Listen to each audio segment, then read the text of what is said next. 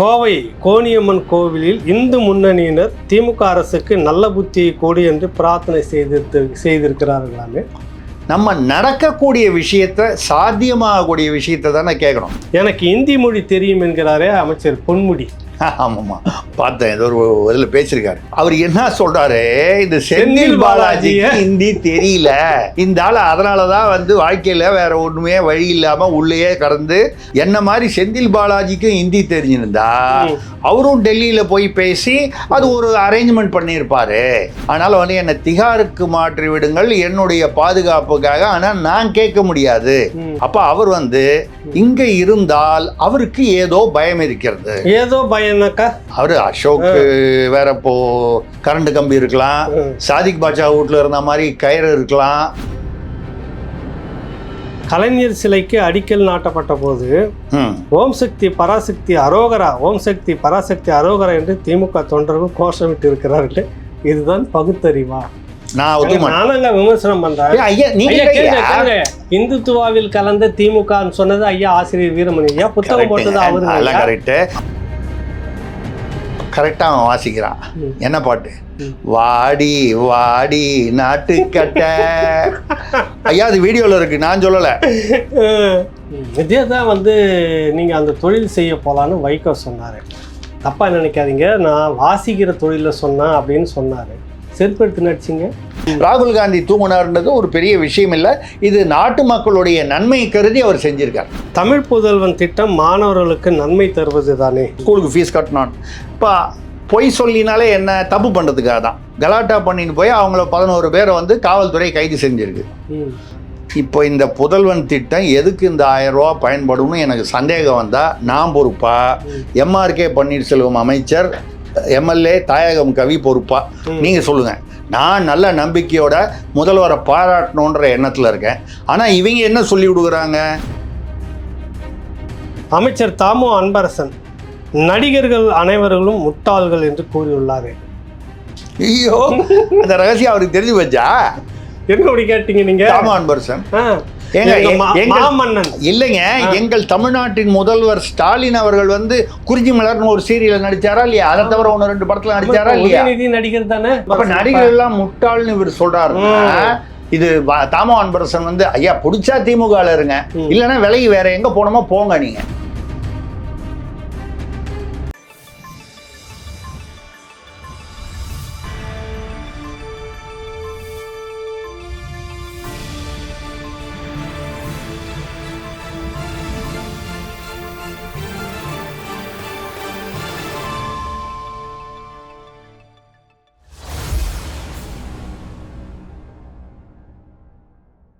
ராவணா பார்வையாளர்கள், தமிழ் உறவுகள் மற்றும் ராவணா நல விரும்பிகளுக்கு வணக்கம். ஒரு சிறிய இடைவேளைக்கு பிறகு நமது ஆசான் மதிப்புக்குரிய திருசக்தியார் அவர்களோடு இந்த வாரம் மீண்டும் இணைஞ்சிருக்கிறோம். ரொம்ப நிறைய கேள்விகள் அமர்க்கலமாக தொடங்க இருக்கிறது. ஐயா வணக்கம். வணக்கம். ராவணா நேயர்களுக்கு என்னுடைய அன்பு வணக்கங்கள். ஆமாம், நீங்கள் பாட்டில் ஏதோ உடம்பு சரியில்லைன்னு சொல்லிட்டு நடுவில் காணாமல் போயிட்டீங்க. வரும்போது வேற கால் வேற என்னமோ கொஞ்சம் தாங்கி நடந்து வந்தீங்க. ஒன்றும் வேற ஒன்றும் பிரச்சனை இல்லையே? அது இல்லை ஐயா, ஒட்டு திணையில் படுத்துட்டு இருந்தேன், பத்தி விட்டாங்க எட்டி வச்சு. அப்படியா? வந்ததுல கொஞ்சம் சுலுக்கு, வேற ஒன்றும் இல்லை. இல்லை, நம்மளை மாதிரி ஆட்கள் உஷாரா படுக்கணும், கவனமா இருக்கணும். இல்லை, எனக்கு என்னன்னா, இப்போ நான் ஒரு விழாவில், ஒரு முந்தானத்து ஒரு விழாவில் இருந்தேன். அதுக்கப்புறம் இங்கே வெளியே போனாலும் எங்கே போனாலும் ஐயா நீங்கள் ராவணா திருசக்தியார்? ஆமாங்க நாங்கள் தான். முதல் கேள்வி இந்த ஒரு வாரத்தில். அடுத்த கேள்வி ரொம்ப நல்லா இருக்குங்க அப்படின்னு சொல்லிட்டாரு. ஏங்க ஏகலைவனுக்கு நிஜமாவே என்னங்க பிரச்சனை? அவங்க கேட்கும் போதே ஒரு ரகசியமான குரல்ல கேட்குறாங்க. இது இல்லைங்க அவருக்கு வைரல் ஃபீவருங்கன்னு எனக்கு தெரிஞ்ச உண்மையை நான் இல்லைங்க நீங்கள் உண்மையை சொல்லுங்க அப்படின்னா நான் சொன்னேன். பாருங்க, எதுவாக இருந்தாலும் ஏகலைவனுக்கு நீங்கள் சந்தேகப்படுற மாதிரி ஏதாவது ஒரு விஷயம்னாலும் நான் நிச்சயமாக கூட இருப்பேன். உங்களுக்கு புரியும்னு நினைக்கிறேன். நான் இல்லாமல் நடக்காது. அதனால வேற ஒன்றும் பிரச்சனை இல்லை அப்படிங்கிறத தெளிவாக தெரிஞ்சுங்க அப்படின்னு சொல்லி சொன்னேன். இதை விட தமாஷ் என்னன்னா, ஒரு முக்கியமான டெல்லியிலேருந்து டெல்லியில் முக்கியமான இடத்துல இருக்கிற ஒரு உயர் பதவியில் இருக்கிற ஒரு உயர் அதிகாரி அவர் வந்து ஆனால் தனிப்பட்ட முறையில் ஏதோ கோயில்களுக்கெல்லாம் போகணுன்னு சொல்லி வந்திருந்தார். அவரை நான் விமான நிலையத்தில் ரிசீவ் பண்ணுறதுக்காக போனேன். அவரையும் ரிசீவ் பண்ணிவிட்டு அவருக்கு பின்னாலேயே செக்யூரிட்டி கார்ட்ஸ் வருவாங்க. அவர் அந்த உயர் பதவியில் இருக்கிறதுல முக்கியமான பதவி இருந்து நம்ம மரியாதைக்காக அப்படி அந்த அந்த உள்ள அப்படி முனையில் போய் அப்படி கொஞ்சம் அவரை ரிசீவ் பண்ணதை ஒரு மரியாதை அடையாளமாக அப்படி வரும்போது டக்குன்னு ஒரு சிவிலில் ஒருத்தர் ஒரு ஷார்ட்டாக இருந்தார். வந்து நீங்கள் ராவணா திருசக்தியார் தானே அப்படின்ற அங்க வரைக்கும் பார்க்க ஆரம்பிச்சிருக்காங்க. திருசக்தியார் தானே பார்த்தா கொஞ்சம் போலீஸ்கார மாதிரி தெரியுது அந்த மஃப்டியில். இந்த நேரத்தில் வந்துட்டாரு, டெல்லியிலேருந்து உயர் அதிகாரி வந்திருக்காரு, நான் ரிசீவ் பண்ண வந்திருக்கேன், இப்போ காரில் ஏறுற நேரத்தில் ஆமாங்க அப்படின்னு ரொம்ப அப்படியே மொத்தம் அப்படியே இருக்கமாவே வச்சுக்கிட்டு ராவணால எல்லா நாளும் நான் கட்டாயம் உங்கள் நிகழ்ச்சி பார்ப்பேன், ரொம்ப நல்லா இருக்கு. ஏங்க அதை கொஞ்சம் சிரிச்சுக்கிட்டே கேட்கக்கூடாதா? அப்போ பார்த்த உடனே ராவணா திருசக்தி தானே அப்படின்னு ஏர்போர்ட்டில் நிற்க வச்சு கேள்வி கேட்கும்போது கொஞ்சம் டென்ஷன் ஆகுது. ஆமாம், அடுத்த கேள்வி அவர் ஏகலைவனுக்கு என்ன ஆச்சு அப்படின்னாரு. ஐயோ, இந்த மாதிரி கேள்வி நாங்கள் யாரும் அப்போ நான் கேட்டேன் நீங்கள் அப்படின்னு. நான் போலீஸ் டிபார்ட்மெண்ட்டு அங்கே அது ஏதோ இன்டெலிஜென்ஸோ பெட்ரோலோ ஏதோ இருப்பாங்க போல இருக்கு, தெரியல. நான் சொன்னேன், ஐயா ஒன்றும் இல்லை, அவருக்கு வழக்கமாக நாங்கள் யாரும் வந்து உங்ககிட்ட வந்து இந்த கேள்வியை கேட்டுறக்கூடாதுங்கிற வரைக்கும் தான் முக்கியம். ஆமாம், ஏகலைவனுக்கு என்ன ஆச்சுன்னு நம்ம போய் காவல்துறையில் கேட்குற மாதிரி ஆயிடக்கூடாது இல்லை. அதெல்லாம் நீங்களே தான் கேள்வி கேட்குறீங்க, ஒன்றும் பிரச்சனை இல்லை அப்படின்னு சொல்லி அனுப்பிச்சா. மொத்தம் நீங்கள் இப்போது பத்திரமா திருப்பி வந்துட்டீங்க. நிறைய உறவுகள் வந்து நிறைய பேர் வந்து கமெண்ட் பாக்ஸ்ல அதுல இதுல எனக்கு ஃபோன் பண்றவங்க எல்லாம் வந்து கேட்டுட்டு இருக்காங்க. எல்லாருக்கும் நேரத்துல நன்றி சொல்லிட்டு. ஆமா, உங்க பேர்ல உள்ள ஒரு பெரிய சந்தேகம். என்ன விசேஷம் கருப்பு சிவப்புல வந்துக்கிறீங்க? ஒன்றும் புரியலீங்களே. கருப்பு பேண்ட் சிவப்பு சட்டை போயிட்டு வந்தீங்க. நீங்க இந்த ஒரு வாரத்துல நீங்க இல்லாத போது ஏதோ எங்க வீட்டுக்கு ட்ரக்கா பொட்டி வந்து இறங்கிடுச்சு. அப்படி இறங்கிருந்தா பாதி பொட்டி உங்க வீட்டுல இறக்க சொல்லியிருப்பான்ல. கட்டாயம் வந்து அதாவது நமக்கு எதுலையுமே சம பங்கு தானே. அதனால அது இல்லைங்க, நீங்க வந்து பார்த்தது கருப்பு சிவப்பு தான். சரி, வெள்ளையும் இருக்கு, உங்களுக்கு தெரியல. பாருங்க, வெள்ளை தெரியல உங்களுக்கு. எங்க தெரியுது வெள்ளை? அந்த இடத்துல ஏதோ வெள்ளை கரை மாதிரி. அது இல்ல, மனசு வெள்ளைங்க. சரி சரி சரி, இது வந்து உங்களுக்கு வந்து புறக்கண்ல தெரியாது, அகக்கண் ஞானக்கண்ல பார்த்தாதான். கூடவே வச்சு. ஆனா என்ன பிரச்சனை தமிழ்நாட்டுல, இதே மாதிரிதான் கருப்பு சிவப்பு போட்டா திமுகன்றாங்க, கருப்பு போட்டா திகாங்கிறாங்க, நடுவுல வெள்ளை இருந்தா அதிமுகன்றாங்க. சரி, நம்ம ஏதாவது ஒரு வயலட் கலர்ல போட்டா விசிகாங்கிறாங்க. சரி, நம்ம பச்சை போட்டா ஒரு கால் முஸ்லீம் லீக்னு சொல்லுவாங்க. சரி, இதெல்லாம் வேணா வேற ஒரு வித்தியாசமான கலர் போடுவோம். நீலம்னா நம்ம பாராஞ்சி இயக்குனர் வேற நீலம் இயக்கம்னு ஒன்று ஆரம்பிச்சிட்டாரு. சரி, ஆரஞ்சு அதை ஒட்டி ஏதாவது ஒரு கலர் போடலாம்னா ஏற்கனவே சங்கி காவின்றானுங்க, அதை சொல்லிடுவானுங்க. இப்ப என்ன கலர் போட்டதுன்னே எனக்கு ஒரே குழப்பமாயிடுச்சு. நான் என்ன நினைக்கிறேன்னா, இப்படியே போற ரீதியில நம்ம வந்து அடுத்த வாரத்துல இருந்து நான் பேசாம சட்டையை அவுத்துட்டு மகாத்மா காந்தி மாதிரி உட்கார்ந்து நீங்க என்ன பண்ணுங்க, ராவணா செலவுல எனக்கு ஒரு ராட்டை வாங்கி கொடுத்துருங்க. ஏன்னா உங்களுக்கு நல்லா தெரிஞ்சுக்கணும், நீங்க நம்ம மகாத்மா காந்தி வந்து ராட்டையில நூல் நூத்து தான் இந்தியாவுக்கு சுதந்திரம் வாங்கி கொடுத்தாரு. அவர் நூல் நூத்தாரு பாருங்க, அதுல பயந்து போய் வெள்ளக்காரங்கிட்ட நமக்கு சுதந்திரம் கிடைச்சது.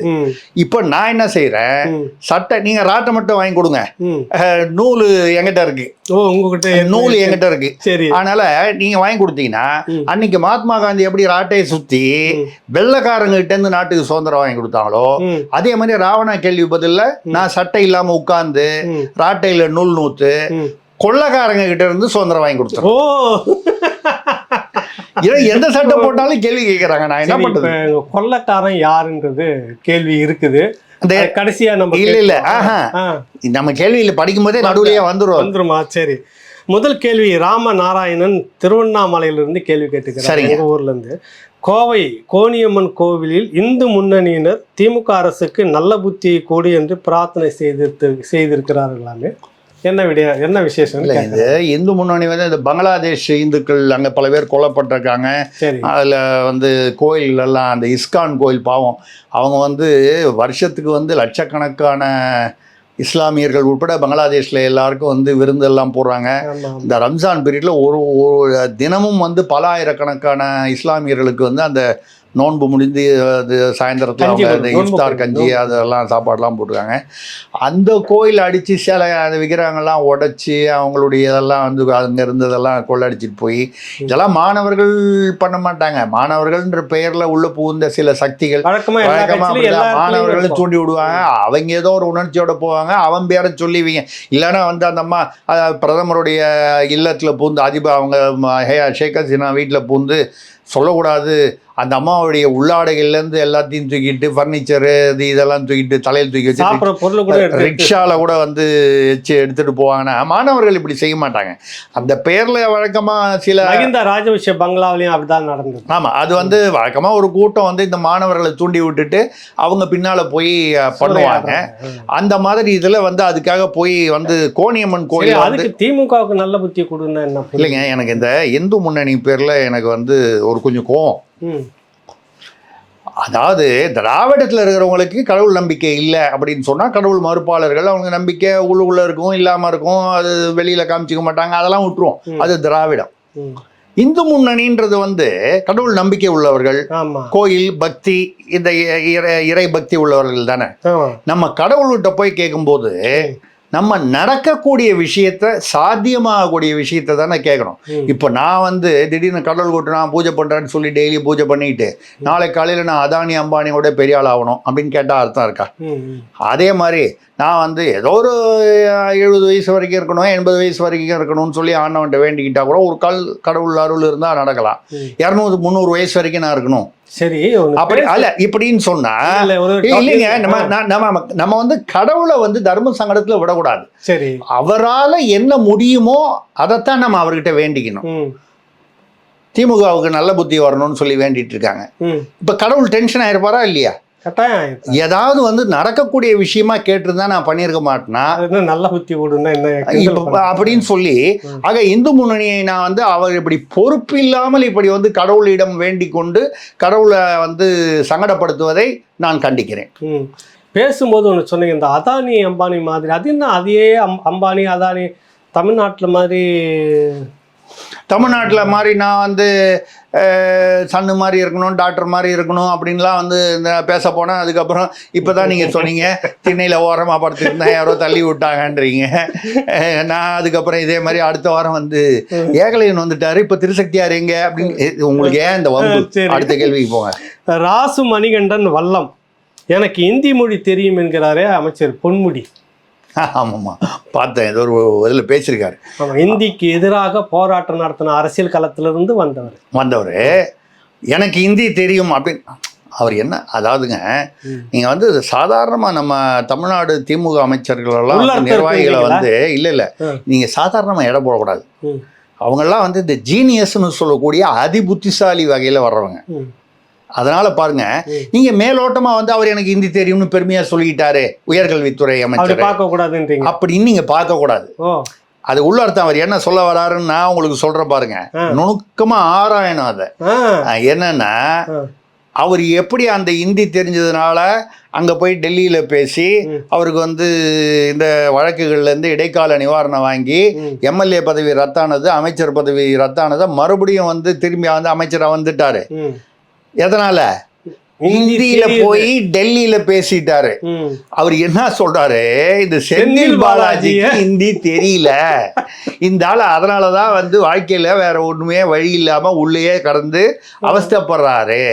என்ன மாதிரி செந்தில் பாலாஜிக்கும் ஹிந்தி தெரிஞ்சிருந்தா அவரும் டெல்லியில போய் பேசி அது ஒரு அரேஞ்ச்மெண்ட் பண்ணியிருப்பாரு. அப்போ செந்தில் பாலாஜிக்கு ஹிந்தி தெரியல அப்படின்றத அவர் மறைமுகமாக சுட்டி காட்டுறார். அப்போ நான் என்ன நினைக்கிறேன், சப்போஸ் செந்தில் பாலாஜி வந்து பெயில் ஏதோ இன்னைக்கு என்னமோ வருது, இன்னைக்கு நாளைக்கு வருது, ஒரு கால் கிடைக்கலன்னா 30 நாளில் ஹிந்தி கற்றுக்கொள்ளது புஸ்தகம்லாம் இருக்கு, வாங்கி பொன்முடி அண்ணா சொல்றதை அவர் மனசுல நினைக்கிற மாதிரி ஹிந்தி கற்றுக்கணும் அப்படின்னு நான் நினைக்கிறேன். இதில் நடுவில் கூட நான் கேள்விப்பட்டேன், இல்லை அவருக்கு அதை தவிர இந்தியை தவிர்த்து வேற ஒரு பாஸ்ன்ற மாதிரி சொல்கிறாங்களே, டெல்லிக்கே போகலாம்ன்ற மாதிரி. இல்லை அதாவது அதுதான் நான் சொல்ல வந்தேன். இப்போ அவர் என்ன நமக்கு கிடைத்த வழக்கமான பட்சி தகவல் உண்டு இல்லையா, இந்த பட்சி வந்து அப்படி நமக்கு ரகசியமாக கிசுன்னு சொல்லிட்டு போகுமே, அந்த மாதிரி டெல்லியிலேருந்து ஒரு பட்சி தகவல் என்னன்னா, அவர் என்ன கேட்குறாரு, எனக்கு மணிஷ் சிசோடியாவுக்கு பெயில் கிடைச்சிருச்சு எனக்கு கிடைக்கலையான்னு கேட்குறாரு. ரைட்டு, மணிஷ் சிசோடியாவுக்கு முன்னால் அதே வழக்கில் கைதான கவிதாவுக்கு கிடைக்கல. இது மாதிரி பல விஷயங்கள் இருக்குது. ஸோ இதை வச்சு ஒரு கணக்கு நம்ம எடுத்துக்க முடியாது.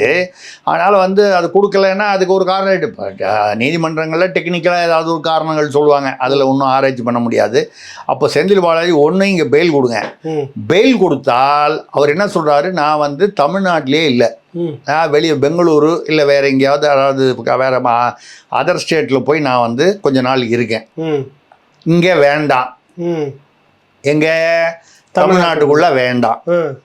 அப்படி ஒரு கால் நீங்கள் ஏதோ காரணமாக எனக்கு பெயில் கொடுக்கலன்னா நீங்களா இடியிலேருந்து கேட்டு ஏதாவது ஒரு காரணம் சொல்லி நாங்கள் டெல்லியில் வச்சு விசாரிக்கணும், வர இடி தலைமையகத்தில் வச்சு விசாரிக்கணும் அப்படின்னு சொல்லி திகார் ஜெயிலுக்கு என்னை மாற்றி விடுங்கள். எப்படி அங்க வந்து பாத்தீங்கன்னா நம்ம தமிழ் ஆட்கள் காவலர்கள் திகார் சிறைச்சாலை தமிழ்நாடு காவல்துறை பொறுப்புல தான் இட்லி தோசை இங்க புழல் கிடைக்கிற மாதிரியே அங்கேயும் இட்லி தோசை கிடைக்கும். அதனால வந்து என்னை திகாருக்கு மாற்றி விடுங்கள் என்னுடைய பாதுகாப்புக்காக. ஆனா நான் கேட்க முடியாது, நீங்க வந்து அங்க அப்போ கூட சொல்லியிருக்காரு, அப்படி வேணும்னா இங்க வந்து ஏதாவது நீதிமன்றத்தில் வேணா வீடியோல அப்பியர் ஆகிக்கிறேன் திகார்ல இருந்து. அப்ப அவர் வந்து இங்க இருந்தால் அவருக்கு ஏதோ பயம் இருக்கிறது. ஏதோ பயம்னாக்கா அவர் தம்பி அவரு அசோக் வேற இப்போ இருக்காரா வரைக்கும் தலைமறைவுனா இருக்காரா இல்லையா என்னன்னே தெரியல, அது மேட்டர் தெரியல. அது மாதிரி வரும்பொழுது எல்லாருக்குமே ஒரு பயம். இப்போ வந்து ஆம்ஸ்ட்ராங் வழக்குல பாத்தீங்கன்னா கடைசியில அப்படி சுத்தி அஸ்வத்தாமன் செல்வபிறந்த போய் அவங்க அப்பா நாகேந்திரன் வேலூர் சிறையில் இருக்காரு, சிறையில் இருந்தபடியே ஸ்கெட்ச் போட்டு பண்ணிட்டாரு. ஒரு சிறையில் இருக்கிறவர் வந்து 40-50 பேரை ஸ்கெட்ச் போட்டு ஆம்ஸ்ட்ராங் மாதிரி ஒரு பிரபலமான ஒரு தலைவரை வந்து அவரை சுற்றியும் பாதுகாப்பெல்லாம் இருந்தது, இத்தனையும் தாண்டி அவர் போட்டு தள்ள முடியுது அப்படின்னால் அப்போ செந்தில் பாலாஜிக்கு புழல் உள்ளே போட்டு தள்ளிட்டா நம்மள பயம் வருமா வராதா? இந்த தம்பி ஒருத்தர் ராம்குமார்னு ஒரு தம்பி, ஏதோ ஒரு பொண்ணு குரோம்பேட்டையில், ஆமாம் குரோம்பேட்டையில் ஒரு பெண்ணை வெட்டிட்டார் ஏதோ ஒரு லவ் மேட்டரில் அப்படின்னு சொல்லி அவர் கரண்ட் ஒயரை போய் தெரியாமல் கடிச்சிட்டாரு பல்கு நடுவில் வச்சுக்கிட்டுன்னு சொல்லி அது மேட்டரை க்ளோஸ் பண்ணிட்டாங்க, முடிச்சிட்டாங்க. ஆமாம், அதுக்கு பின்னணி எல்லாம் நம்ம விட்டுடுவோம். ஒரு உதாரணம், இவர் இருக்கிற ரூம்ல அந்த மாதிரி கரண்ட் கம்பிலாம் இருக்குதா அப்படின்னு கேட்கறேன். தெரியாதுங்க, கரண்ட் கம்பி இருக்கலாம், சாதிக் பாட்சா வீட்டில் இருந்த மாதிரி கயிறு இருக்கலாம், ஃபேன் இருக்கலாம், எல்லாம் அதெல்லாம் இல்லாம இருக்குமா ஒரு இடத்துல? அதனால அவர் வந்து என்ன சொல்றாருன்னா, ஒண்ணு பெயில் கொடுத்துருங்க, நான் ஏதாவது வெளி மாநிலத்துக்கு போயிடுறேன், இல்லையா எனக்கு பெயிலி போய் கொடுக்கலையா ரொம்ப சந்தோஷம், ஆனா இங்க வேணாம் திகார்ல. தமிழ்நாட்டினுடைய விஐபி ராசா கனிமொழிக்கு அடுத்தது செந்தில் பாலாஜின்னு எடுத்துக்கலாங்களா ஐயா? அப்படி வச்சிருந்தா திகாரில் வந்து பண்ணுவாங்க. ஏன்னா திகாரில் தான் நம்ம தான் சொல்கிறோமே இட்லி தோசை கிடைக்குது அப்படின்னு, அது ஒன்றும் பிரச்சனை இல்லை. அங்கே தமிழர்கள் வேற பேச்சு துணைக்கு நிறைய பேர் இருக்காங்க. முக்கியமானது வந்து பாதுகாப்பாக இருப்பாங்க. இப்போ ராசா கனிமொழிலாம் அங்கே இருந்தாங்க, அவங்களுக்கு எந்த ஒரு பாதுகாப்பு பயமும் இல்லையே, பத்திரமா வந்துட்டாங்க. வந்துட்டு இப்போ வந்து மற்றபடி அரசியலில் கலந்துக்கிட்டு இருக்காங்க. ஸோ செந்தில் பாலாஜிக்கு வந்து அந்த ஒரு பயம் இருக்கு இங்கே இப்போ புழல்ல இருக்கு. தமிழ்நாட்டினுடைய அடுத்த திகார் விஐபி வந்து செந்தில் பாலாஜி அப்படின்னு வச்சுக்கலாம். கணபதி குமார் திருப்பத்தூர் ஐயா, கேள்வியே ஒரு மாதிரி இருக்கு. கலைஞர் சிலைக்கு அடிக்கல் நாட்டப்பட்ட போது ஓம் சக்தி பராசக்தி அரோகரா, ஓம் சக்தி பராசக்தி அரோகரா என்று திமுக தொண்டர்கள் கோஷமிட்டு இருக்கிறார்களே, இதுதான் பகுத்தறிவா? கேட்டா நம்மள கோவப்படுவாங்க. இது வந்து ஒன்றும் பெரிய விஷயம் இல்லை. வழக்கமாக அவங்க வந்து உள்ளுக்குள்ள ஒன்று உள்ளொன்று வைத்து புறமொன்று பேசும் உறவு கலவாமை வேண்டும்னாரு. உறவு தமிழ்நாட்டுக்கு அந்த உறவு தான் இருக்கு, கலவாமை எங்க ஃபுல்லா கலந்து தான் நிக்குது. உள்ளொன்று வைத்து பெரிய விஷயம் இல்லைன்னு சாதாரணமா சொல்றீங்க இல்லைங்க. சொல்லி தானே வந்து கடவுளை கற்பித்தவன் முட்டாள், கடவுளை வணங்குவன் அயோக்கியன்னு கடவுளை இப்படிலாம் சொல்லி விட்டு அது மற்றவங்களுக்கு அவருடைய சிஷ்ய கோடிக்கே இந்த மாதிரி பண்ணாக்கா இப்படி சரிங்க. எல்லாரும் வந்து தாலி என்பது வந்து அடிமைத்தனத்தின் பெண் அடிமையின் அடையாளம், அதை அறுத்து எறியணும்னு வீரமணி ஐயா வந்து சொன்னாரு. ஒரு 4 பெண்களை கூப்பிட்டு தாலியாருக்கு சொல்லி மேடையிலேயே வந்து அதெல்லாம் பண்ணாரு. அவர் வீட்டில் ஆசிரியரோட மனைவி வந்து தாலி அறுத்து போட்டாங்களா, அவருடைய மருமகள் வந்து தாலி அறுத்து போட்டிருக்காங்களா, இதெல்லாங்க திராவிடம்னா நீங்கள் அதெல்லாம் புரிஞ்சுக்காமல் திருப்பி நீங்கள் பண்ணீங்களா, நீங்கள் நாங்கள் எல்லாருக்கும் சொல்லுவோம், நாங்கள் பண்ணணும்னு அவசியம் இல்லை, நாங்கள் அதுலேருந்து விதிவிலக்கு. இப்போ அதில் கூட கவனிச்சிங்கன்னா என்ன, நீங்கள் கொஞ்சம் யதார்த்தமாக பார்க்கணுங்க. நம்ம வந்து திமுகவை சும்மா அந்த மாதிரி விமர்சனம் பண்ணுறது எனக்கு பிடிக்காது. நான் விமர்சனம் பண்றேன். இந்துத்துவாவில் கலந்த திமுகன்னு சொன்னது ஐயா ஆசிரியர் வீரமணி ஐயா, புத்தகம் போட்டது அவரு. சமூக நீதி நீராங்கனைன்னு அங்க போய் காலில் விழுந்தாரு. அதெல்லாம் நமக்கு ஒரு காலத்துல, அது காலகட்டத்துல நடந்தது. இல்ல எதுக்கு சொல்லணும் பாருங்க, அந்த எங்க திமுக இந்த உடன்பிறப்புகள் பாருங்க, வாங்குற 200 ரூபாய்க்கு அவன் எவ்வளவு கரெக்டா பண்றான் பாருங்க. அங்க போய் ஓம் சக்தி பராசக்தின்னா கலைஞர் படம் எழுதினாரா பராசக்தி, அதுல தானே அவர் ஃபேமஸ் ஆனாரு. அந்த படம் பேர் சொன்னான். ஆனா எனக்கு என்ன கவலைன்னா, இப்படியே உணர்ச்சி வசப்பட்டு அவர் கதாமுச்சான் கதை எழுதினாரு. வான்கோழி, வாழ தெரியாதவர்கள் அப்படின்லாம் வந்து கதை எழுதினாரு. அப்பாவே பொண்ணை வந்து புணர்ற மாதிரி, அப்புறம் வந்து வீட்டில் வந்து புருஷனே பொண்டாட்டியை வந்து வேலைக்காரனோட படுக்க விட்டா மாதிரிலாம் வந்து அசிங்கமாலாம். ஓம் சக்தி வான்கோழி, ஓம் சக்தி வான்கோழின்னு கத்த சொல்றீங்க. பராசக்திக்கு பதிலாக வான்கோழி, வாழ தெரியாதவர்கள் இப்படிலாம் சொல்லிட போறாங்களேன்னு வந்து எனக்கு வந்து ஒரு கவலை இருந்தது. ஏன்னா இப்போ இந்த பகுத்தறிவுன்னு சொன்னீங்கல்ல, இப்போ கலைஞருடைய நினைவு நாள் கொண்டாடினாங்கல்ல, அங்கே கலைஞர் சமாதியில் பார்த்தீங்கன்னா அவங்க கனிமொழி போய் படையல் போட்டுட்டாங்க. அதில் வந்து எல்லா உணவுப் பொருட்கள், அப்புறம் தேங்காயெல்லாம் உடைச்சி, ஊதுவத்திலாம் கொட்டி, வெத்தலை பாக்கு வச்சு அவர் விருப்பப்பட்டு சாப்பிட்டது. விருப்பப்பட்டு சாப்பிட்டது போனதெல்லாம் வைக்க கூடாது. ஏங்க சாமிக்கு கடவுளுக்கு நைவேத்தியம் செய்யும்போது அவர் வந்து இறங்கி சாப்பிடுவாரான்னு கேள்வி கேட்டவங்க இப்ப கலைஞர் எந்திரிச்சு வந்து சாப்பிடுவாரான்னு எனக்கு தெரியல. இதுல எல்லாத்தையும் விட சுவாரஸ்யமா ஒரு விஷயத்த சொல்லி முடிச்சோம். சங்கின்றது எங்களுக்கு தெரியும், அதனால தான் இப்படி எல்லாம் நீங்க வந்து எங்க ஐயாவை சரி ரைட்டு. பட் நான் சாப்பிடுறது ஒரு குத்தமா, படையல் வைக்கிறது ஒரு குத்தமா, உடனே எப்படி சொல்றீங்க பாத்தீங்களா? சாமிக்கு வச்சா அது நைவேத்தியம், அது வந்து நீங்க வந்து அதை வந்து ஒரு ஏழையோட இவனுக்கு கொடுக்கலாமே அப்படின்ன மாதிரி கடவுளா வந்து நான் என்ன கேட்கறேன், நீங்க வந்து ஒரு கருணாநிதி அவருடைய நினைவு நாள் அன்னைக்கு ஒரு 1000 பேருக்கு அன்னதானம் பண்ணுங்க. அந்த இடத்துல அவர் தான் சிலை சாப்பிடாதுன்னா சமாதி மட்டும் எப்படிங்க சாப்பிடும்? சாமி சிலையே சாப்பிடாதுன்னா கருணாநிதி சிலை சாப்பிடுமா? இது ஒண்ணு. எனக்கு எல்லாத்தையும் விட ரொம்ப, அதாவது திமுக வந்து அவர்களை போல வந்து அந்த உணர்வு பூர்வமாக இயக்கத்தோடு கலப்பவர்கள் வேற எந்த கட்சியிலுமே கிடையாது. நீங்க எந்த கட்சியோட அதிமுக, பாஜக எப்படி சொல்றீங்க? அந்த இடத்துல நாதஸ்வரம் வச்சிருக்காங்க. எங்க நம்ம கலைஞருடைய நினைவு நாள் அன்னைக்கு அந்த படையல் போட்டு பண்ணாங்க இல்லையா, பூஜை பண்ணாங்க இல்லையா, கனிமொழி இருந்தாங்க இல்லையா, நாதஸ்வரம். அவருக்கு நாதஸ்வர கச்சேரி பிடிக்கும். அவர் அந்த நாதஸ்வரம்ன்றது அவருக்கு இசை வேளாளர், அவர் இசை வெள்ளாளர், இசை அவங்க குடும்பமே இசை சம்பந்தப்பட்ட குடும்பம். அதனால வந்து நாதஸ்வர கலைஞர் கரெக்டா அவன் வாசிக்கிறான். என்ன பாட்டு?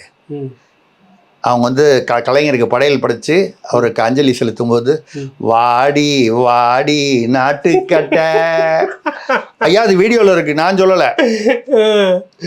வாடி வாடி நாட்டுக்கட்ட அது வந்து பாருங்க, கலைஞருக்கு என்ன பிடிக்கும்னு. இல்ல நீங்க பக்தி பரவசத்துல அது ஒரு ரகம். அது நீங்க இப்படி தப்பா நினைக்கிறீங்க. ரகம் மட்டும் இல்லைங்க, பெரிய இல்ல ரகம் மட்டும் இல்ல, ராகமும் கூட. அதுதான் அது வந்து அங்க வந்து வாசிக்கிறாங்க, அவருக்கு பிடிச்சதெல்லாம் பண்ணணும்னு. எனக்கு உடனே வந்து நான் வந்து இந்த வீடியோ பார்க்கும்போது டப்புன்னு அந்த வீடியோ கட் ஆயிடுச்சு. ஐயோ முழு வீடியோ நமக்கு கிடைக்கலையே, அடுத்தது அநேகமாக வந்து ஒரு இதுக்கு அடுத்த காட்சி வந்து நம்ம பார்க்க கொடுத்து வைக்கலையா, நடிகை நமிதா இல்லை அந்த மாதிரி அவங்கெல்லாம் வந்து ஷர்மிலாலாம் கூப்பிட்டு மானாட மயிலாட அதெல்லாம் ஒரு காலம் அங்கே நடத்தியிருப்பாங்களோன்னு எனக்கு ஒரு டவுட்டு. பட் அந்த வீடியோ கட் ஆகிடுச்சு, பார்க்க முடியல. சப்போஸ் உங்ககிட்ட முழு வீடியோ கிடைச்சா நாட்டுக்கட்டியோட நின்றுடுச்சிங்களா? அந்த அதோட நின்றுடுச்சு. பட் அந்த அந்த அந்த திமுக உடன்பிறப்புகளின் அந்த உணர்வு பூர்வமான அந்த அந்த இது இருக்கு பாருங்க, அந்த கலக்குறாங்க பாருங்க இந்த கட்சி, அவருடைய கலைஞருடனும் அந்த அந்த உணர்வு வந்து அதை நான் பாராட்டுறேன். இதே தான் வந்து நீங்க அந்த தொழில் செய்ய போலான்னு வைகோ சொன்னாரு. தப்பா நினைக்காதீங்க, நான் வாசிக்கிற தொழில சொன்னேன் அப்படின்னு சொன்னாரு. செருப்பு எடுத்து நடிச்சிங்க இல்லைங்க, அது வைகோ சொன்ன போது அடிச்சோம். பட் அடிச்ச வைகோவை நாங்க எங்க வச்சிருக்கோம்? எங்க நாங்க செருப்பை கழட்டி போடுவோமோ அங்கதானே உட்கார வச்சிருக்கோம் நாங்க. அதனால அதுதான் எங்களுக்குன்னு ஒரு ட்ரீட்மெண்ட் இருக்குல்ல, அது கரெக்டா செஞ்சுருவோம். அடுத்தது மலைச்சாமி நங்கவல்லி வகுப்பு வாரிய சட்ட சீர்திருத்த விவாதத்தின் போது ராகுல் காந்தி தூங்கி வழிந்த காட்சியை பார்த்தீர்களா அப்படின்னு கேட்டிருக்கிறாரு. அவர் பாவம் ராத்திரி முழுக்க முடிச்சுக்கிட்டு இருந்தாரோ என்னமோ. நான் சொன்னோன்னா நீங்கள் வேறு ஏதாவது நினச்சிக்க போகிறீங்க, ஏதாவது தப்பாக நினச்சிக்காதீங்க. நான் அவரை பற்றி வேறு ஒன்றும் சொல்லலை. அவருக்கு ஏதாவது அந்த பழக்கம் இந்த பழக்கம் நான் சொல்கிறேன்னு நீங்கள் சந்தேகப்படாதீங்க. நான் அப்படிலாம் சொல்லலை. இல்லை, பொதுவாக கேன்டீன் அப்படி இல்லைங்க. பாராளுமன்றத்தில் வந்து பேசுகிறதுக்காக அவர் வந்து தயார் பண்ணிக்கிட்டு அவ்வளவு விஷயங்களை தயார் பண்ணிக்கிட்டு நெடுநேரம் இரவு விழித்திருந்ததுனால அங்கே வந்து தூங்கிட்டாரு. அப்போ அந்த கிரண் ரிஜுன்னு அந்த அமைச்சர் இருக்காரு, அவர் அதை பற்றி பேசுகிறாரு, இந்த விஷயத்தை பற்றி. அது பேசும்போது இவர் பாட்டில் நல்லா சந்தோஷமாக அப்படி தூங்கிட்டு இருக்காரு. அவர் வந்து அவர் தூங்குறாரு அப்படிங்கிறத சொல்கிறாரு, ஹிந்தியில் சொல்கிறாரு. அது கூட அவருக்கு கேட்கல. அப்புறம் அவர் சொல்கிறார், காங்கிரஸ்காரங்களை கூப்பிட்டு அவரை எழுப்பி விடுங்க, அவர் தூங்குறாரு. ஆராசா உட்காந்துங்கிறாரு, இவ்வளவு வேடிக்கை பார்த்துக்கிட்டு கட்டி விட்டுருந்தா கூட போதும் எழுந்து நின்றுருப்பாரு. ஆமா, இல்ல அவங்க காங்கிரஸ்காரங்க வந்து நீங்களும் வந்து காங்கிரஸ்காரர்களையோ அந்த பக்கத்துல ஆராசா உட்காந்துட்டு இருக்கிறாருங்க. நீங்க அவங்கள வந்து நீங்க தப்பாவே எடை போடுறீங்க. இதான் எனக்கு பிடிக்கல. அவங்களுடைய புத்திசாலித்தனத்தை நீங்க புரிஞ்சுக்கணும். அவங்க என்னன்னா அப்படி ஐயா ராகுல் காந்தி தூங்கிட்டாரு, எல்லாம் எந்திரிச்சு ஏதாவது பெணாத்திக்கிட்டே இருப்பாரு.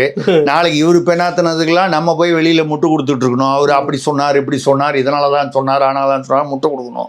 தூங்கிட்டாருன்னா பிரச்சனை விட்டுது. போகும்போது எழுப்பி கேன்டீனுக்கு கூட்டி போய் நம்ம பொங்கல் வாங்கி கொடுத்து அனுப்பிச்சிடலான்னு சொல்லி கூட்டு போயிருக்காங்க. ராகுல் காந்தி தூங்கினார்ன்றது ஒரு பெரிய விஷயம் இல்லை. இது நாட்டு மக்களுடைய நன்மை கருதி அவர் செஞ்சிருக்கார். நன்மையை கருதி செய்து பாராளுமன்றத்தில் ஏதாவது கச்சா முச்சான்னு பெணாத்துறதுக்கு பதிலாக அவர் வந்து சிந்திச்சுட்டு இருந்தார் ஆழமா அப்படின்னு 3 பேர் காங்கிரஸ் தரப்புல விளக்கம் சொல்லியிருந்தாங்க. நீங்க அதை விட்டுட்டீங்க. நம்ம அதை பாராட்டுறோம் அந்த 3 பேரையும். அதே சமயத்துல நம்ம வந்து அந்த வித்தையை மற்றவங்களுக்கும் சொல்லி விடுங்க. சிந்திக்கும் போது கொரட்டை எப்படி வருதுங்கிறத அந்த கொரட்டை விட்டுக்கிட்டே சிந்திக்கக்கூடிய அந்த ஒரு திறன் இருக்கு பாருங்க, அதை நாட்டு மக்களுக்கு சொல்லி விடுங்கன்னு கேட்கணும். அவ்வளவுதான். அடுத்தது மாளவிகா ராஜன் மணப்பாறை. தமிழ் புதல்வன் திட்டம் மாணவர்களுக்கு நன்மை தருவது தானே? இல்லை, அதாவது 1000 ரூபாய் கல்லூரி மாணவர்கள், அது வந்து நல்ல திட்டம். அதை வந்து நம்ம வந்து ஒரு திட்டம்னோடனே திமுக அரசை விமர்சனம் செய்யணும்னு சொல்கிறது வந்து நம்மளுடைய எண்ணம் இல்லை. உயர்கல்விக்கு போகும் ஒவ்வொரு மாணவனுக்கும் மாதம் 1000 ரூபாய் கொடுக்குறேன்னு சொல்கிறாங்க. அது வந்து ஒரு நல்ல விஷயம். அதே சமயத்தில் நமக்கு நல்ல விஷயம்னு பாராட்டுற அதே சமயத்தில் சில கவலைகள் இருக்குது. இது 1000 ரூபாய் எடுத்துக்கிட்டு போய் அவன் டாஸ்மாகில் விட்டுற போகிறானே. நீங்க அப்படி நினைக்கிறீங்க? நல்ல காரியத்துக்கு செலவு பண்ணலாம் அப்படின்னு நினைச்சுக்கோ. எல்லாம் சொல்றீங்கல்ல.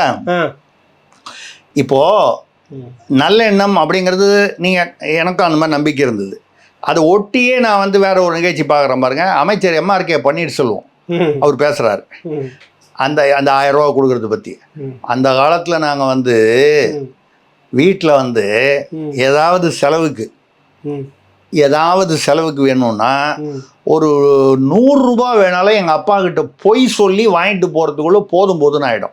இப்போ அப்பா கிட்ட பொய் சொல்லி வாங்கிட்டு போனால் நல்ல விஷயத்துக்கு புஸ்தகம் வாங்கணும்னு கேட்டால் எந்த அப்பாவாவது கோச்சிப்பாரா? கிடையாது. வாங்கி கொடுத்து நல்ல விஷயம், ஸ்கூலுக்கு ஃபீஸ் கட்டணும். இப்போ பொய் சொல்லினாலே என்ன, தப்பு பண்ணுறதுக்காக தான். அப்போ தப்பு பண்ணுறதுக்காக ஒரு 100 ரூபா வேணும்னா அந்த காலத்தில் எங்கள் அப்பா கிட்டலாம் எவ்வளோ பொய் சொல்ல வேண்டி இருந்தது. நாங்கள்லாம் போராடினோம். இன்னைக்கு தலைவர் 1000 ரூபாய் கொடுத்துருக்காரு. இப்படின்னா என்னங்க அர்த்தம்? இனிமேல் நீங்க அப்பா கிட்ட போய் சொல்லி தப்பு பண்றதுக்காக 100 ரூபாய் நீங்க அப்பா கிட்ட வாங்கி போவானா, நீங்க அதே தப்ப 100 ரூபாயில இன்னைக்கு விலைவாசி ஏறி போச்சு 1000 ரூபாய் கொடுக்குறோம் போய் தைரியமா தப்பு பண்ணுன்னு MRK பன்னீர்செல்வம் இந்த மாதிரி அர்த்தம் வரா மாதிரி ஒரு பொறுப்புள்ள அமைச்சர் பேசலாமா? நம்ம இப்போ எவ்வளவு அந்த முதல்வருடைய திட்டத்தை நம்ம வந்து பாராட்டுறோம் நல்ல எண்ணத்தோட. MRK பன்னீர்செல்வம் நீங்க இப்படி எல்லாம் பேசக்கூடாது. இப்போ நான் வாங்கிட்டு இருந்த ஆர்வம்னா அதெல்லாம் லிப்டிக் மிதுக்கு மென்முன்னு மிதுக்கு பவுடர் கலக்குறீங்க அப்படியே கேட்டாரு. பெண்களுக்கு அப்படி ஒன்றும் கேட்கல இல்லை அவரு. ஆமாங்க, பன்னீர்செல்வம் நல்ல விதமா தானே கேட்டாரு. அது பரவாயில்ல. சரிங்க, ஒரு MRK பன்னீர்செல்வம் அப்படி பேசிட்டாரு. அடுத்தது தாயகம் கவின்னு ஒரு MLA இருக்காரு தெரியுங்களா, திமுகல. அவர் சொல்றாரு, நான் அந்த காலத்துல நந்தனா ஆர்ட்ஸ் காலேஜில் படித்தேன். நாங்கள் பஸ்ஸில் வரும்போது நாங்கள் வந்து நல்லா எல்லாம் கும்பலாக வந்து பெருசாக பாட்டு பாடிக்கிட்டே கலாட்டா பண்ணிக்கிட்டே வருவோம். இப்படின்னு சொல்லி எந்த விழாவில் பேசுகிறாரு? இந்த 1000 ரூபாய் அறிவிப்பு எம்ஆர்கே வந்து வேற ஒரு ஊரில் இதே விழாவில் பேசுகிறாரு. அதே விழா சென்னையில் நடக்குது. தாயகமும் கவி பேசுகிறாரு. நாங்களாம் அந்த காலத்தில் நந்தனா ஆர்ட்ஸ் காலேஜ் பேரை கெடுக்கிறதுக்குன்னே அப்படி சில பேர் அப்படி வந்து அப்படி வருவோம். பஸ்ஸில் கலாட்டா பண்ணிக்கிட்டு எப்படி பஸ்ஸில் மற்ற பயணிகளுக்கெல்லாம் பெண்கள்லாம் இருக்காங்க, எல்லாரையும் வச்சுக்கிட்டு நாங்கள் வந்து கலாட்டா பண்ணிக்கிட்டே வருவோன்னு. இந்த நியூஸ் பார்த்து முடிக்கிறோம் பாருங்க. அடுத்தது அந்த பிரேக்கிங் நியூஸ் அப்போ ஏதோ ஒரு நம்ம தமிழ் டிவியில் தான் போடுறான்.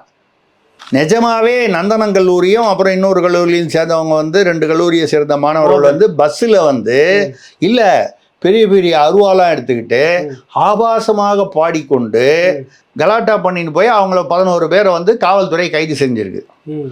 இப்போ இந்த புதல்வன் திட்டம் எதுக்கு இந்த 1000 ரூபா பயன்படும்னு எனக்கு சந்தேகம் வந்தால் நான் பொறுப்பா, எம்ஆர்கே பன்னீர்செல்வம் அமைச்சர், எம்எல்ஏ தாயகம் கவி பொறுப்பா? நீங்கள் சொல்லுங்கள்.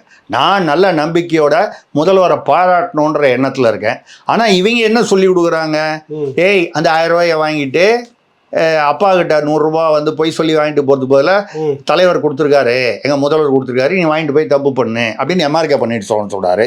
தாயகங்கவே அந்த ரூபாயை வாங்கிட்டு நீ பஸ்ஸில் ஏறி கலாட்டா பண்ணு அப்படின்னு அவர் பேசுனதை கேட்டுட்டு தான் அந்த மாணவர்கள் இப்படி செஞ்சாங்களான்னு தெரியல. இந்த 11 பேர் கைது இல்லை கேட்க அது புரிஞ்சுக்கிட்டு செஞ்சானா எப்படி? அது எப்போ எந்த நிகழ்ச்சி நடந்தது, எப்படி ஒன்றா ஒளிபரப்புறாங்கன்னு தெரியல. ஆக இவங்க 2 பேரும் சொல்கிறத பார்த்தா இந்த 1000 ரூபாய் வந்து படிப்புக்காகவோ நல்லதுக்காகவோ கொடுக்குற எண்ணத்தோட கொடுத்தாங்களா? முதல்வர் நல்ல சீமான் கூட அதில் என்ன சொல்ல வர்றாரு, நம்ம இப்போதான் அவரை பற்றி முத இதில் பேசுகிற நிகழ்ச்சியில் அவர் என்ன சொல்ல வர்றாருன்னா, இந்த மாதம் 1000 ரூபாய் கணக்கு பண்ண 12,000 ரூபாய் ஒரு ஓட்டுக்கு 12,000 இப்போவே திட்டமிட்டு இளைய தலைமுறை நீங்கள் இப்படி பண்ணுறீங்க, இது ஓட்டுக்கான காசு தான். இது தெரியாதா? இப்போ நீங்கள் பெரிய கருப்பு அமைச்சர் என்ன பேசியிருக்காருன்னு அதை பாருங்க. அது வேறு ஏதோ கேள்விகளோட பார்த்தேன், இப்போவே சொல்லிடுவோம். அதுக்கு அவர் என்ன சொல்லியிருக்காருன்னா, மாணவர்களுக்கு 1000 ரூபா கொடுக்குறோம், இதுக்கு முன்னால பெண்களுக்கு 1000 ரூபா கொடுத்தோம், ஆண்கள்லாம் ஒரே ஏக்கத்தோட இருக்காங்க, எங்களுக்கு கொடுக்கலையேன்ற ஏக்கம் இருக்கிறது அவங்களுக்கு. கவலைப்படாதீங்க, உங்களுக்கும் வந்து தலைவர் நல்ல கால சூழ்நிலை வரும்போது சூழல் வரும்பொழுது ஆண்களுக்கும், அதாவது மாணவர்கள் இல்லாத பெரிய நார்மலி இப்போ குடும்ப பெண்கள்ங்கிற மாதிரி ஆண்களுக்கும் 1000 ரூபாய் கொடுக்கப்படும்னு இப்போ சீமான் சொல்றாருன்னு. நாங்கள் சீமான் சொல்றதை தாண்டி நடந்துகிட்டு இருக்கு. என்ன பெண்களுக்கு கொடுத்தாச்சு, மாணவர்களுக்கு கொடுத்தாச்சு, அடுத்தது பெரிய கருப்பன் சொல்றாரு ஆண்களுக்கும் கொடுக்க போறோம்ன்றாங்க. 2026 இப்பல இருந்தே டிஸ்ட்ரிபியூஷன் ஆரம்பிச்சிடுச்சு. ஆனா ஒண்ணுங்க, திமுக பிடிச்ச விஷயம் இருக்குங்க, சொந்த காசு எடுத்து கொடுக்குறாங்களா பாருங்க? கொடுக்க மாட்டாங்க. சொந்த காசு எடுத்து கொடுக்குறாங்களா? இல்ல. ஏங்க அப்பாவுக்கு செத்து போன 3 வருஷமா சமாதி கட்டாம வந்துட்ட உடனே மக்கள் வரி பணத்துல இருந்து எடுத்து கட்டுறோம் நாங்க. ஆமா, அப்புறம் பேனா வைக்கணும்னா கூட மக்கள் வரி பணத்துல தான் வைக்கிறோம். நாங்க ஃபார்முலா கார் ரேஸ் யாருக்காகவோ யாருடைய விருப்பத்திற்காக கேள்வி தனியா வருது. சரி, ரைட்டு, வரட்டும். அடுத்தது வந்து சிவசந்திரன் நன்னிலம் பெண் பயிற்சி டாக்டரை வந்து பாலியல் வல்லுறவு செய்த காவல்துறையை சேர்ந்த உதவியாளரை தூக்கில் போடுவேன் என்கிறாரு மேற்கு வங்க முதல்வர் மம்தா பானர்ஜி. அங்க ஒரு பெரிய கலாட்டா சொல்ல முடியல, ஒரு பெரிய கலாட்டா ஒண்ணு நடந்துகிட்டு இருக்கு. ஒரு பயிற்சி பெண் மருத்துவர் அவங்க அந்த ஆஸ்பத்திரியில் அவங்களுக்கு வந்து ட்ரைனிங் கொடுப்பாங்க, இந்த டாக்டரா படிக்கிறவங்களுக்கு அந்த கடைசி 2 வருஷம் அதில் அவங்க பண்ணிட்டு இருக்காங்க. எம்டி படிக்கிறாங்க. ஆமாம், அவங்க வந்து முதுகலை அது படிக்கும்போது அங்கே வந்து இந்த காவல்துறை இந்த அங்கே ஏதோ கைதிகள் இருப்பாங்க, போவாங்க வருவாங்க இருக்காங்க. ஒருத்தர் வந்து என்னமோ சஞ்சய் ராய்னா யாரோ ஒருத்தர், அவன் ஏற்கனவே 4 கல்யாணம் பண்ணி டைவர்ஸ் பண்ணி பெண்களை பாலியல் காவல்துறை ஆர்வலராக இல்ல அவன் வந்து அந்த பனியன்லயே கல்கட்டா காப், நான் கல்கட்டா காவல்துறை அப்படின்னு போட்ட டிஷர்ட்லாம் போட்டுக்கிட்டு அவன் என்னன்னா காவல்துறைக்கு உதவி, காவல்துறை பணியில இல்ல, ஒரு நண்பர்கள் மாதிரி. ஆனா வந்து அவன் வந்து அந்த நடவடிக்கையெல்லாம் வந்து அவன் ஏதோ ஒரு காவல்துறைக்கார மாதிரி நடிச்சிட்டு இருக்காங்க. அவன் வந்தாலே ஏதோ போலீஸ்காரன் வந்த மாதிரி ஒரு பில்டப் கொடுத்துக்கிட்டு இருக்கான். அவன் என்ன பண்ணிட்டான், அந்த பொம்பளைய வந்து பாலியல் வன்முறை செய்து கொலை செய்து விட்டான். இது வந்து ஒரு ஒரு தனிப்பட்ட நபர் செய்த ஒரு குற்றம், அது எங்கேயா இருந்தாலும் கண்டிக்கணும். ஆனால் வந்து இவ்வளவு சிசிடிவி இவ்வளவெல்லாம் வந்து இருக்கக்கூடிய ஒரு ஒரு ஒரு ஒரு ஒரு கல்லூரியில் அது வந்து நடந்தது. அது ஒரு ஐசியூ ஒட்டி நடந்த ஒரு நிகழ்வு அப்படிங்கும்போது அது பெரிய ஆச்சரியம், அதிர்ச்சி, எப்படி நடக்க விட்டாங்கன்னு. இதை தாண்டி முதலில் மம்தா அவர்கள் வந்து முதல்வர் மம்தா வந்து என்ன சொன்னாங்கன்னா, இது வந்து தற்கொலை. அந்த பெண் காவல்துறை சொல்லுது, இங்க இருந்து கத்துக்கிட்டு இருப்பாங்க போல, வர்றேன் அங்கதான் வர்றேன், தற்கொலைன்னு. அதுக்கப்புறம் வந்து அந்த பெண்ணுடைய உடல் கண்டுபிடிக்கப்பட்ட நிலை என்னன்னு பாத்தீங்கன்னா, மேலாடை வரைக்கும் கரெக்டா இருக்கு, இடுப்புக்கு கீழே ஆடையே இல்லை. ஏங்க தற்கொலை பண்ணிக்கிற பொண்ணு வந்து அப்படி ஒரு நிலைமையில இதெல்லாம் வந்து இப்ப அவங்களே ஒத்துக்கிட்டாங்க, நான் ஒத்துழைக்கிறேன்றாங்க. இந்த செய்தி வெளியே மறைத்து தற்கொலைன்னு முதல்ல அந்த அம்மாவுடைய தலைமையில இருக்கிற காவல்துறை சொல்லுச்சு. அதுக்கப்புறம் இப்போ கொலைதான் அவங்க வந்து அதை ஒத்துக்கிட்டு சிபிஐக்கு கூட பண்றாங்க. அப்போ சொல்லும்போது தான் செஞ்சு அந்த தற்கொலைன்னு சொல்லி மறைக்க வந்ததை வந்து அதை மறைக்க நினைத்ததை மறைப்பதற்காக என்ன சொன்னாங்க, நான் அந்த குற்றவாளியை நான் தூக்கில் போடக்கூட தயார்னு. நான் கூட படித்தேன், இதுன்னா சீஃப் மினிஸ்டர் நினச்சா தூக்கில் போட்டலாமா, அப்புறம் போலீஸ் எதுக்கு, எஃப்ஐஆர் எதுக்கு, சட்டம் எதுக்கு, நீதிமன்றம். அப்படியே தூக்கில் போனோன்னா கூட வந்து முதல் நீதிமன்றம் போய் ட்ரையல்லேருந்து மேலே போய் செஷன்ஸ் போய் ஹைகோர்ட்டு போய் சுப்ரீம் கோர்ட்டு போய் மெர்சி பெட்டிஷன் போய் பிரசிடென்ட் கிட்ட போய் அதுக்கப்புறம் தூக்கு தண்டனை இவ்வளோ இருக்குது.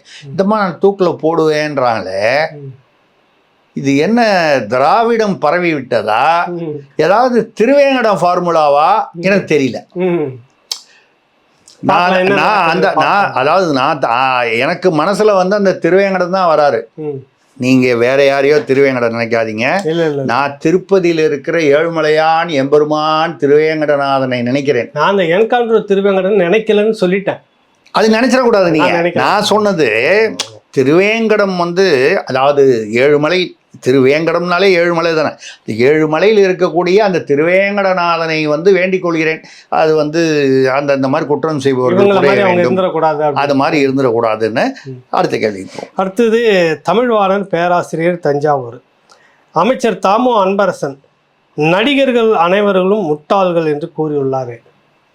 ஐயோ, அந்த ரகசியம் அவருக்கு தெரிஞ்சு வச்சா என்ன அப்படி கேட்டீங்க நீங்க? தாமோ அன்பரசன் இல்லைங்க, இவ்வளோ பெரிய ஒரு விஷயத்த சொல்லியிருக்காரு, நடிகர்கள் அனைவரும் முட்டாள்கள்னு.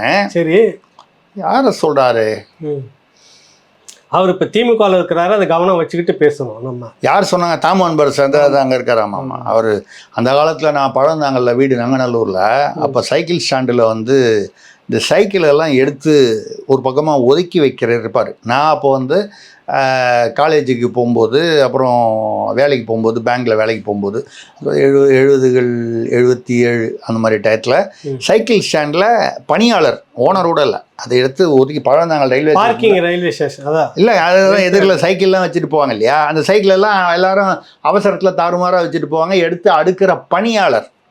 ஆமாம், அவர் இப்போ உழைத்து முன்னேறி பல நூறு கோடிகளுக்கு கொஞ்சம் விட்டா அந்த பழந்தாங்கல் ரயில்வே ஸ்டேஷனே விலைக்கு வாங்கிடுவார் அவரு. அந்த அளவுக்கு அவர் வந்து ஒரு நல்ல உழைத்து வளர்ச்சி பெற்று இருக்காரு. அது விட்டு கஷ்டப்பட்டு உழைச்சிருக்காரு. அது ரைட்டு. அவர் என்ன சொன்னாருன்னு சொல்றீங்க, நடிகர்கள் முட்டாள்கள்னு சொன்னார். அந்த காலத்தில் எம்ஜிஆர் வந்து திமுகவில் நடிகராக இருந்துதான் வந்து எம்ஜிஆர் இல்லை நாடாண்டது மட்டும் இல்லை, அவருடைய திமுக வந்து அவருடைய முகத்தை வைத்து கொண்டு அவரோட படத்தில் உதயசூரியன் வரும், அண்ணாவை பற்றி வரும், இதெல்லாம் வரும். அதை வச்சு தான் அவரை வச்சு தான் திமுகவே வந்து வளர்ந்தது. நடிகர் இந்த முட்டாள்னு சொல்லக்கூடிய நடிகர் எம்ஜிஆர் தான் கருணாநிதி அவர்களை முதலமைச்சராக ஆக்கணும்னு நாயா அலைஞ்சு கேன்வாஸ் பண்ணி இல்லைங்க. அங்கதான் நீங்க கரெக்டா பாயிண்ட்டுக்கு வந்துட்டீங்க. ஒரு காலம் அதனால சொல்றாரா, அவருக்கு ஏதாவது தாமோ அன்பரசனுக்கு உள்ள வந்து தலைமை குடும்பத்தோட ஏதாவது காழ்ப்புணர்ச்சி இருக்கா? நடிகர்லாம் முட்டாளு, எம்ஜிஆர் தான் வந்து நாவலரை விட்டுட்டு கலைஞரை வந்து முதலமைச்சராக கொண்டு வந்தாருன்றத உள்ளுக்குள்ள வச்சுக்கிட்டு சொல்றாரு. இப்படி எவ்வளோ முட்டாளாக இருந்தால் அந்த இதால் அது பண்ணிட்டாங்க. இன்றைக்கி வந்து அந்த குடும்பம் எங்களை ஆட்சி பண்ணுது, நாங்கள் இன்னும் போஸ்டரே ஒட்டிக்கிட்டு இருக்கோம். நான் சைக்கிள் ஸ்டாண்டில் இருந்தவன், நான் இப்போ தான் வந்து ஒரு ரயில்வே ஸ்டேஷன் வாங்குற அளவுக்கு வந்திருக்கேன், நான் எப்போ விமான நிலையம் வாங்குறது. அவருக்கு எவ்வளோ கவலை இருக்கலாம். ஸோ இப்படி சொல்லியிருப்பாரான்றது. அதுக்கப்புறம் எஸ்எஸ்ஆர் நிறைய நடிகர்கள் வந்து அரசியல் இருந்திருக்காங்க, திமுகவிலேயே இருந்திருக்காங்க நிறைய நடிகர்கள். திமுகவில் இன்னைக்கு யாரா இருக்காங்க? இல்ல அவர் இல்ல எனக்கு ரொம்ப கவலையா இருக்குங்க. தாமோ அன்பரசன் இந்த மாதிரிலாம் பேசக்கூடாது. நம்ம வந்து அவரை வன்மையா கண்டிக்கிறோம், திமுக சார்பில் கண்டிக்கிறோம். இல்லைங்க, நான் இன்னைக்கு கருப்பு சவுப்பு சட்டை வேற நீங்க சொன்னீங்க. ஆனால் நான் திமுகவாகவே மாறி தாமோ அன்பரசனை வன்மையாக கண்டிக்கிறேன்.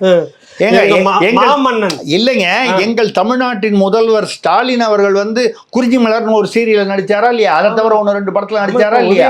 நடிகர் தானே. அதுக்கப்புறம் உதயநிதி நடிகர்.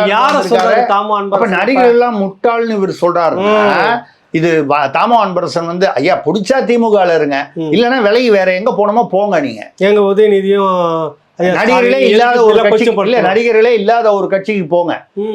அதுக்காக வந்து அந்த காலத்துல வந்து எம்ஜிஆர் வந்து கருணாநிதியை வந்து முதலமைச்சர் ஆக்கினாருன்றதுக்காக எம்ஜிஆரை வந்து மனசுல வச்சு முட்டாள்னு சொல்றதோ, ஐயா முதல்வர் அவர்களையோ இல்லை சின்னையா அவர்களையோ இப்படி வந்து மனசுல அவர் துணை முதல்வருக்கு என்ன ஆசைப்பட்டிருப்பாரோ?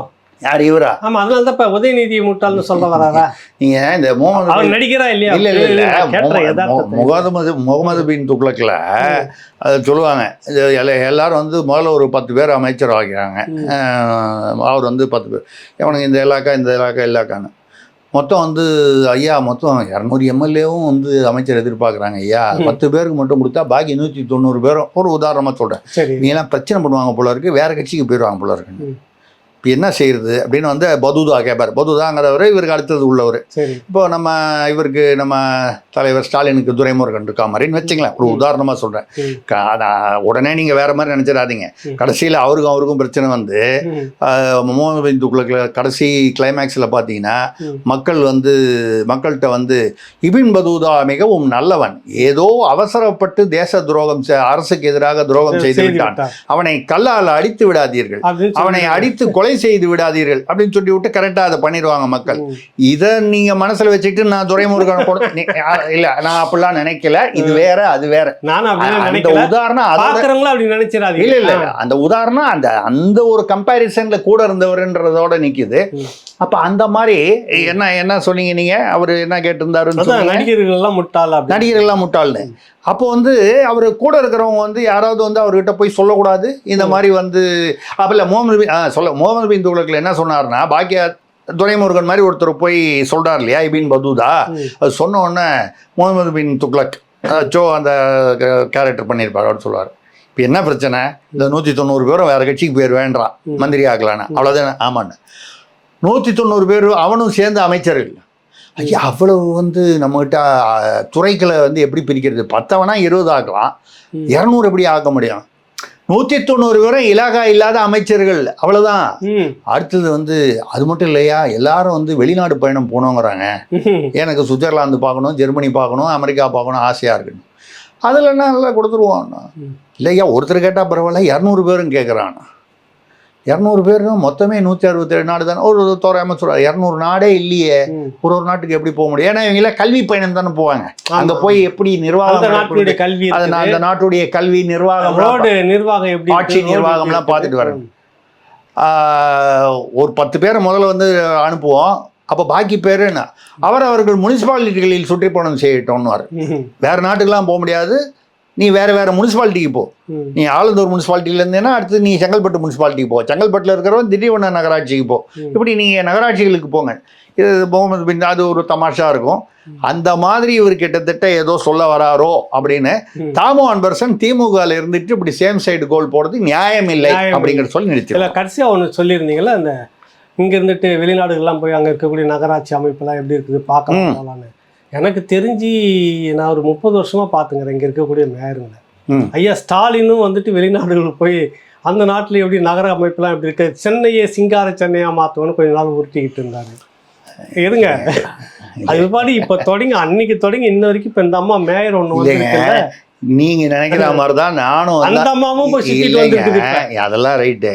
சென்னை எப்படி இருக்கு? இல்ல அது நீங்க வந்து முதல்ல வந்து நீங்க இப்போ நினைக்கிற மாதிரி தான் நானும் வந்து ஐயா ஸ்டாலின் அவர்கள் வந்து அப்போ மேயரா இருக்கும் பொழுது வெளிநாட்டுக்கெல்லாம் போயிட்டு வந்து சிங்கார சென்னைன்னு சொல்லியிருந்தாரா. நானும் உங்களை மாதிரி தான் நம்பி இருந்தேன். இந்த வெள்ளம் வந்தது பாருங்க இப்ப சமீபத்துல வந்து அது சென்னையே மூழ்கி போச்சே, ஒரு சொட்டு தண்ணி நிக்காதுன்னு அப்படின்னு சொன்ன இடத்துல வந்து மூழ்கி போச்சு இல்லையா. அப்பதான் அவர் சொன்னதை நம்ம சரியா புரிஞ்சுக்கலன்னு தெரிஞ்சுக்கிட்டாங்க. அவர் வந்து சிங்கார சென்னைன்னு சொல்லல, சிங்க் ஆகிற சென்னை, சிங்க் ஆகிற அதாவது மூழ்கி போகிற சென்னைன்னு சொல்லியிருக்காரு. நீங்க சிங்கார சென்னைன்னா ஏதோ அழகான சென்னைன்னு தப்பா புரிஞ்சுக்கிட்டீங்கன்னா, அவரு 2022லயோ என்னமோ 23லயோ வந்த வெள்ளம் அதுல சிங்க் ஆகிற சென்னை. தொடர்ச்சியா வந்து மாநகராட்சி இருந்து டூர் போறாங்க ஒரு முறையும் ஒரு. அப்போ அவர் என்ன சொன்னார்னா, இந்த வெள்ளத்துல சிங்க் ஆகிற சென்னை இது விஷயமா நான் போய் பார்த்துட்டு வரேன்னு சொல்லியிருக்காரு. உங்களை என்ன மாதிரி நம்ம வந்து புரிஞ்சிக்காம சிங்கார சென்னை நினைச்சுக்கிட்டோம். நம்ம பேர்ல தான் தப்பு. நல்லது ஐயா. இந்த வாரம் முதல் நிகழ்ச்சி முடிஞ்சிருக்கு. 2வது நிகழ்ச்சியில் நம்ம சந்திப்போம். மிக நன்றி. வணக்கம்.